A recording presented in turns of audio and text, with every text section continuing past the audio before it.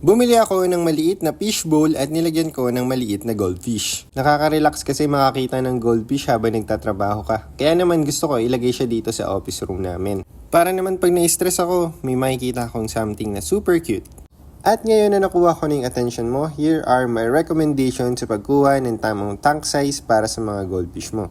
Kada may nagtatanong sa akin ng proper tank size sa isang goldfish, ang lagi kong sinasagot is get the biggest tank na kaya ng space mo at ng fund mo. In that way, may iwasan natin yung upgrade expenses or paggasto sa pag-upgrade ng aquarium mo kasi naisip mo na maliit nga to para sa kanila.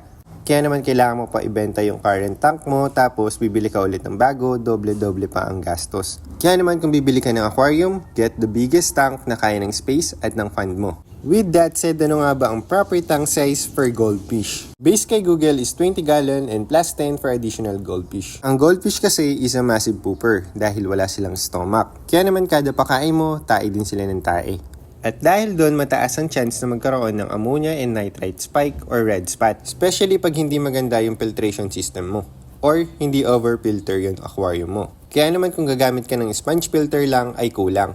Unless kung mag-water change ka daily. Pero may chance pa rin na magka-red spot sila kasi nga yung filtration system ay hindi nila natatanggal or na-detoxify yung ammonia and nitrite na nire-release ng goldfish mo, which is their poop. Here's the logic. Kapag maliit yung container o maliit yung aquarium, maliit din yung water volume. So, pag nag-poop yung goldfish mo, mabilis makontaminate ang ammonia yung aquarium dahil nga maliit yung water volume. And if you will compare it to a bigger aquarium or bigger container, mas marami yung water volume, hindi agad makukontaminate yung aquarium. Unless overcrowded yung isang aquarium. Kasi tulad ng sabi natin kanina, 1 goldfish require 10 gallon. So kapag bibili ka ng goldfish, alamin mo muna kung ilang quantity ang gusto mong alagaan, then mag-depend ka doon kung gaano kalaki yung aquarium na kailangan mo. Kung bibili ka ng 2, okay na ang 20 gallon. And kung bibili ka naman ng 5, kailangan mo ng 50 gallon. Gets? So kapag bibili ka ng isang aquarium, kailangan alam mo muna kung ilan ang gusto mong bilhin. And sometimes hindi natin maiwasan mag-impulse buy, especially dahil sobrang cute ng mga goldfish. Kaya tulad ng sabi ko kanina, ang recommendation ko is get the biggest tank na kaya ng space and fund mo. Ngayon na alam mo na kung ano nga ba ang proper tank size ng isang goldfish, i-check mo nga yung aquarium mo kung overcrowded. Some of those expert or matagal na nag-aalaga ng goldfish, sabihin nila na hindi naman kailangan na 10 gallon per fish. Tama po, as long as your filtration can handle the bioload or poop ng mga goldfish mo. So aside from tank size, importante din ang filtration system.